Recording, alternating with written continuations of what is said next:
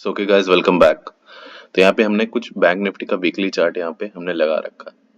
तो हमें यहाँ पे दिखता है कि यहाँ पे देखो, यहाँ पे एक हमें यहाँ पे दिखता है कि यहाँ पे एक अपसाइड का मोमेंटम आया था इस साइड से। ये जो हमारा सपोर्ट था, ये हमारा सपोर्ट था। तो ठीक है, यहाँ पे फिर से मार्केट आता है तो अपने इस लो को रिस्पेक्ट करता है। अब यहाँ पे क्या करता है, यहाँ पे हो सकता है कि यहाँ पे ये जो यहाँ पे दूसरी बार यहाँ पे आया, तो यहाँ पे हो सकता है यहाँ पे अपसाइड का फिर से मोमेंटम करे या एक ऑल टाइम हाई के पास जा सके। तो लेकिन अगर कल यहाँ पे क्या हो सकता है, कल की हम बात यहाँ पे अगर करें, अगर कल यहाँ पे एक गैप डाउन खुलता है और इस लेवल का लो को निकालता है 47,000 के नीचे, अगर यहाँ पे ट्रेड करना शुरू करता है, तो हमें यहाँ पे नेक्स्ट यहाँ पे अगर सपोर्ट हम देखेंगे तो हमें यहाँ पे कहाँ दिख रहा है, तो यहाँ पे हमें ये दिख रहा है कि यहाँ पे एक रेजिस्टेंस ले रहा था बार बार मार्केट, यहाँ पे जो ब्रेकआउट दिया था। तो ये हमारा एक रेजिस्टेंस जो था, मैंने आपको बताया था कि रेजिस्टेंस अब वो सपोर्ट बन जाता है।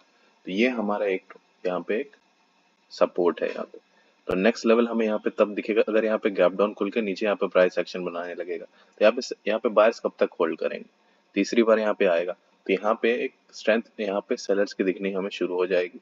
तो यहाँ पे एक प्राइस एक्शन अगर बनाता है, इसके नीचे निकलना शुरू करता है, 47,000 के नीचे अगर होल्ड करने लगता है, और यहाँ तब हमें यहाँ पे एक यही यही लेवल एक दिख रहा है, सिंपल लेवल हमें यही दिख रहा है कि 46,300 से 250 का ये जो लेवल है, ये एक हमारा सपोर्ट के लिए काम कर सकता है। हो सकता है यहाँ पे बायर्स फिर से यहाँ पे सपोर्ट लेके अपसाइड का निकले हैं। मतलब अगर कल यहाँ पे गैप डाउन खुल के इसके नीचे प्राइस एक्शन बनाता है 47,000 के नीचे, तब ये हमारा हो सकता है।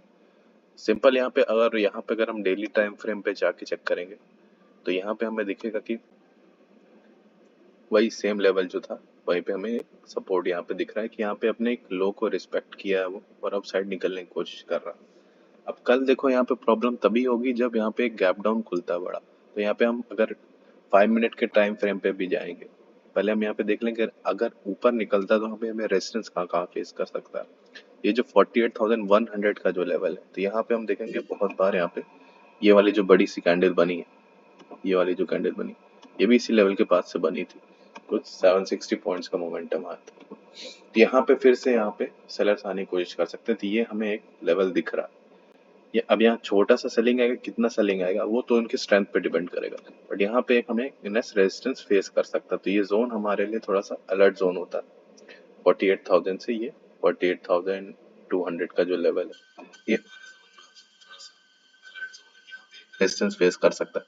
और फ्लैट खुल के कल यहाँ अपसाइड निकालेगा तो 5 मिनट में अगर हम जाते हैं या 15 मिनट में जाते हैं, तो मैंने यहाँ पे एक तो पैटर्न यहाँ पे एक नोटिस किया मार्केट में, जो यहाँ 2 बजे के बाद हो रहा है। अगर आप चेक करोगे तो यहाँ पे देखो हमें सपोर्ट कहाँ दिख रहा है, ये हमारा सपोर्ट है, ठीक है।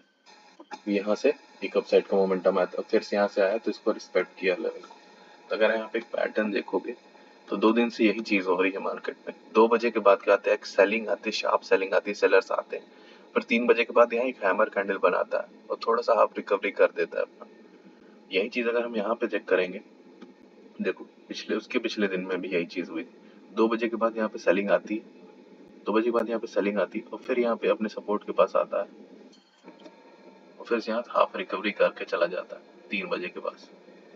तो यहाँ पे अगर हम देखेंगे कि यहाँ पे अगर सपोर्ट के पास यहाँ पे अगर 2 बजे के बाद सेलिंग आती है तो हमारे पास नेक्स्ट सपोर्ट किधर है, तो वहाँ एक हमारा ट्रेड बन सकता है कि अगर वहाँ पे एक हैमर कैंडल बनाता है 230 या 3 पी एम के पास, तो वहाँ पे एक ट्रेड ले सकते हैं अगर वो सपोर्ट होगा तो सिंपल हमें यहाँ पे यही चीज दिख रही है अभी कि यहाँ पे एक शार्प सेलिंग आ रही है 2 बजे के बाद।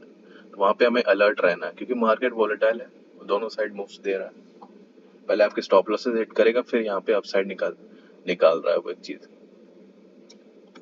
कल भी देखो यही चीज वो यहाँ पे यही कर रहा है। तो यहाँ पे अगर हम देखेंगे हमारे पास नेक्स्ट यहाँ पे सपोर्ट कहाँ है, अगर कल यहाँ पे गैप डाउन खुलता है तब यहाँ पे एक सेलिंग का पोजीशन यहाँ पे बन सकता है। अगर यहाँ पे 47,700 प्लस क्लोजिंग हुई है तो यहाँ पे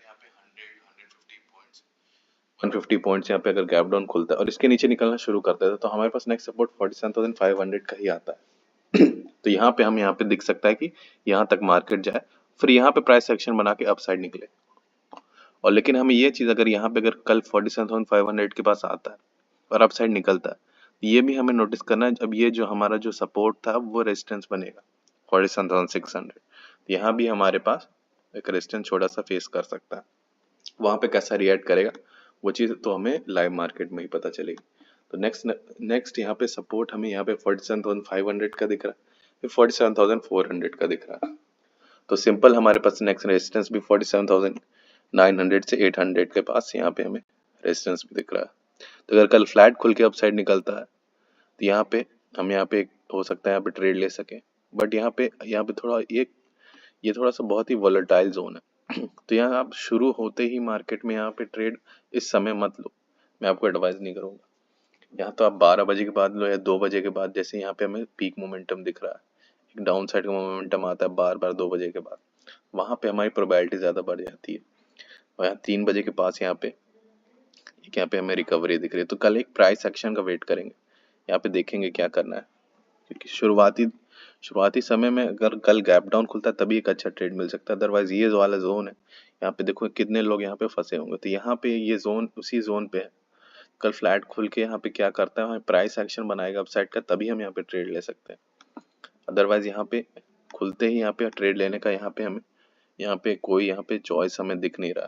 तो यहाँ पे हम ट्रेड नहीं लेंगे फ्लैट खुलते ही, कि यहाँ पे फ्लैट खुल गया तो अपसाइड का यहाँ पे तुरंत ट्रेड ले लेंगे। थोड़ा सा 2 3 4 कैंडल तो हम यहाँ पे 2 3 कैंडल तो यहाँ पे हमें यहाँ पे देखनी है कि यहाँ पे क्या कर रहा है, मोमेंटम कर रहा है कि नहीं। और यहाँ पे इसी जोन के पास हम आके यहाँ पे ट्रेड करते हैं, हो सकता है वॉलेटिलिटी में ही हम पहले ही मोमेंटम में फंस जाए और फिर बाद में अपसाइड पे मोमेंटम करें। तो कल यहाँ पे एक अच्छा ट्रेड तभी बन सकता है कि जब यहाँ पे गैप डाउन खुल जाए, सिंपल गैप डाउन खुल जाए इसी रेंज के पास।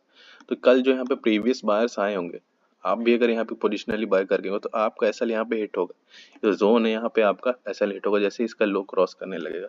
सिंपल यहाँ पे फिर हमें सपोर्ट 47,500 का दिख रहा है, फिर 47,400 का सपोर्ट दिख रहा है। तो कल एक अच्छा ट्रेड हमें मिल सकता है अगर यहाँ पे गैप डाउन खुले इसी रेंज के पास, 47,600 के पास गैप डाउन खुले और जैसे ये लो निकालता है तो यहाँ पे एक हम दिख सकता है कि यहाँ पे जो प्रीवियस बायर्स होंगे थोड़े से शॉर्ट टर्म बायर्स पैनिक हो सकते हैं, और यहाँ पे हमें 47,500 47,400 का लेवल दिख रहा है। तो यहाँ पे अभी हमें यही दिख रहा है। निफ्टी ने तो अपना ऑल टाइम हाई दे ही दिया। यहाँ पे हम देखते हैं कि यहाँ पे बैंक निफ्टी कैसा मोमेंटम कर रहा है। वैसे यहाँ पे मार्केट बार बार यहाँ पे बैंक निफ्टी अपने सपोर्ट को रिस्पेक्ट कर रहा है। अगर हम यहाँ पे चेक करें, यहाँ पे हमारा अप साइड का पोजीशन बनाना है हमारे लिए ज़्यादा फेवरेबल यहाँ पे थोड़ा सा दिख रहा है, क्योंकि हम नेक्स्ट सपोर्ट्स को ही यहाँ पे देखें, नेक्स्ट सपोर्ट्स के पास कैसा यहाँ पे प्राइस एक्शन बना रहा है। मार्केट अभी बहुत वॉलेटाइल चल रहा है, पहले आपका एसएल हिट कर रहा है, फिर वहाँ पे थोड़ा सा मोमेंटम आ रहा है, पहले आपके प्रीमियम्स में ही एसएल हिट कर देगा। वैसे हमें यह दिख रहा है कि यहाँ बहुत मोमेंटम आ रहा है, लेकिन प्रीमियम्स में उतना वो हमें मोमेंटम दिख नहीं रहा है, उतना आ नहीं रहा है। तो प्रीमियम्स में हमारा एसएल हिट कर दे रहा है, फिर वहाँ जा रहा है।